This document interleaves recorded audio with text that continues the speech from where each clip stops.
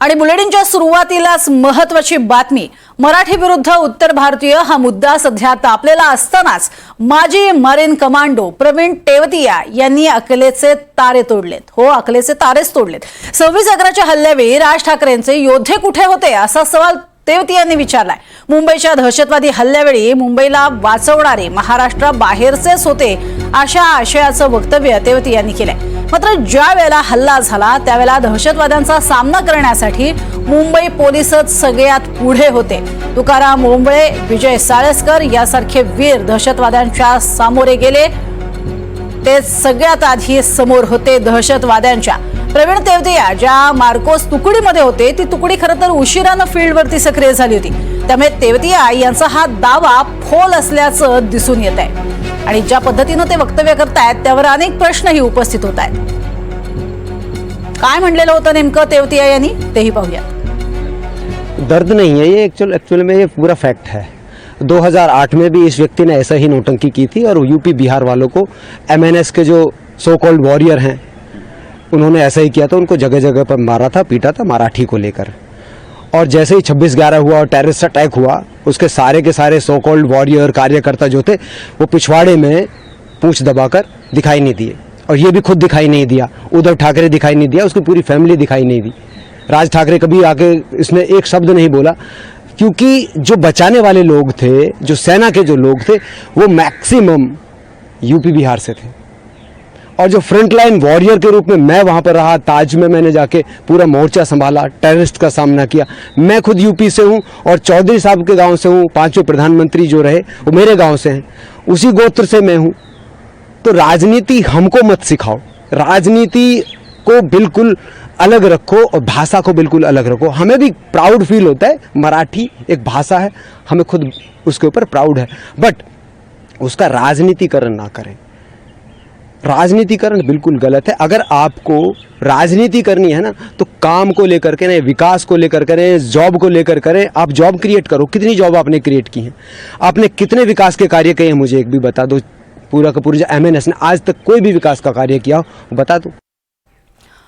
आणि या संदर्भात आपण बोलणार आहोत। तेवतिया हे स्वतःला वॉरियर म्हणतात, अर्थातच ते वॉरियर होतेच तेही मान्य। मात्र त्याच बरोबरीनं जितेंद्र दीक्षित हे सध्या आमचे संपादक आहेत आणि ते सुद्धा त्या काळातले वॉरियर होते। त्यांनी सुद्धा पत्रकारांचे योद्धा म्हणून काम पाहिलेलं होतं।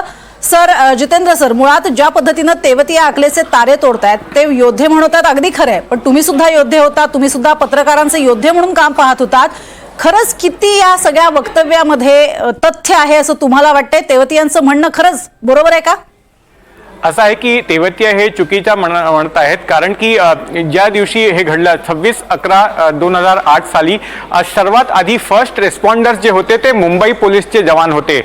DCP झोन 1 त्यावेळी विश्वास नागरे पाटील हे होते आणि त्यांनी सर्वात आधी धाव घेतली होती ज्यावेळी त्यांना माहिती मिळाली की इथे असा अतिरेकी हल्ला घडलेला आहे ताज हॉटेलमध्ये। आणि ते स्वतः त्यांच्याबरोबर जे काही शिपाई होते, त्यांच्या जो ऑपरेटर होता, त्यांना घेऊन ते दाखल झाले ताज हॉटेलमध्ये। आणि त्यांचे बरोबरचे जे शिपाई होते त्यांना गोळ्या लागली आणि ते शहीद झाले तिथे।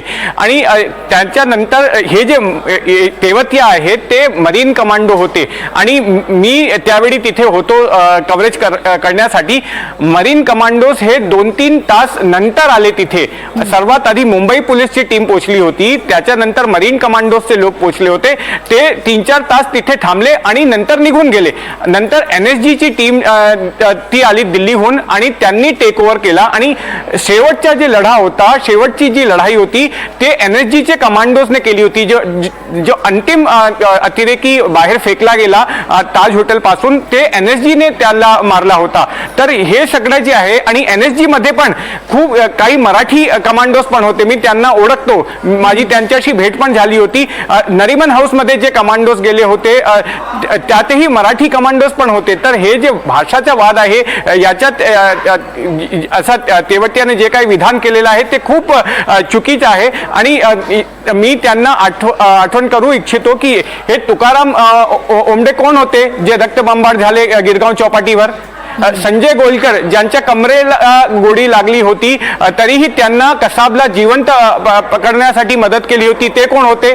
ते पण इथे मराठी मातीचेच माणूस होते ना, अधिकारी होते.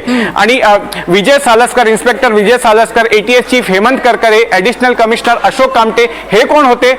हे सगळे मराठी लोकच होते ना, जे शहीद झाले 26 अकराच्या हल्ल्यावर. तर असे यांचं असं म्हणणं की जे ज्यादातर लोग थे उत्तर प्रदेश और बिहार के थे, हे असं चुकीचं म्हणणं आहे. कारण की सर्वात जास्त जे लोक शहीद झाले आणि ज्यांनी प्रयत्न केला, आता तुम्ही बघा सदानंद दाते जे आजचे NIA चे चीफ आहेत, ते पण रक्तबंबाळ झाले होते इथे कमा हॉस्पिटलमध्ये. त्यांचे बरोबरचे जे शिपाई होते ते शहीद झाले या हल्ल्यामध्ये. कसाब आणि इस्माईल त्यांनी गोळ्या झाडला होता यांच्यावर, त्यांनी हँड ग्रेनेड्स पण फेकले होते यांच्यावर. तर हे कोण होते? तर यांचं असं म्हणणं की हे एक मार्कोसचे कमांडो होते. हे बरोबर आहे की मार्कोसची टीम पोचली होती तिथे, 2-3 तास ते लोक होते. पण तेवतियाने काय केलं याच्या आमच्याकडे विस्तारित माहिती आपल्याला नाही आहे की त्यांनी किती फायर केली तिथे. आणि ते जे म्हणतात की मैंने आतंकवादियों का सामना किया था, तर सामना NSG ने केला होता आणि यांच्या पोचण्याच्या आधी मुंबई पोलिसांनी केला होता. तर असे हे जे काही म्हणतात आहे त्याच्यातून काहीतरी प्रश्न ते समोर आलेले आहेत आणि तेवतिया त्यांच्या उत्तर देऊ शकतात. अगदी मुळात कुणाचंही कर्तृत्व आम्ही नाकारत नाहीये, आपण आपल्याकडनं हे कर्तृत्व नाकारत नाहीये, मात्र मुद्दाच मुळात तेवतियांच्या लक्षात आलेला नाहीये. आणि म्हणूनच राज ठाकरे यांनी जो उल्लेख केलेला होता की आपल्या रेजिमेंट्स किती आहेत, संपूर्ण भारतातनं येणारे आपल्या सगळ्या जे सैनिक आहेत त्यांचा उल्लेख केलेला होता, रेजिमेंट्सचा उल्लेख केलेला होता. त्यामुळे भाषेचा मुद्दा सरकारनं आणू नये हा एकच पॉईंट घेऊन त्यांनी अर्थातच भाषण केलेलं होतं. मात्र कदाचित तेवतियांना हा मुद्दा कळलेला नाहीये आणि म्हणून त्यांची ही गल्लत झालेली असावी असंच म्हणायला हवं. खूप खूप धन्यवाद या संपूर्ण सविस्तर विश्लेषणासाठी आणि माहितीसाठी. कारण तुम्ही सुद्धा अमराठी आहात, तेवतिया सुद्धा अमराठी आहेत, मात्र त्यांना अजूनही मुद्दा कळलेला नाहीये. असे अनेक अमराठी आहेत ज्यांना अजून हा मुद्दा समजू शकलेला नाहीये. खूप खूप धन्यवाद जितेंद्र सर या संपूर्ण सविस्तर विश्लेषणासाठी. धन्यवाद.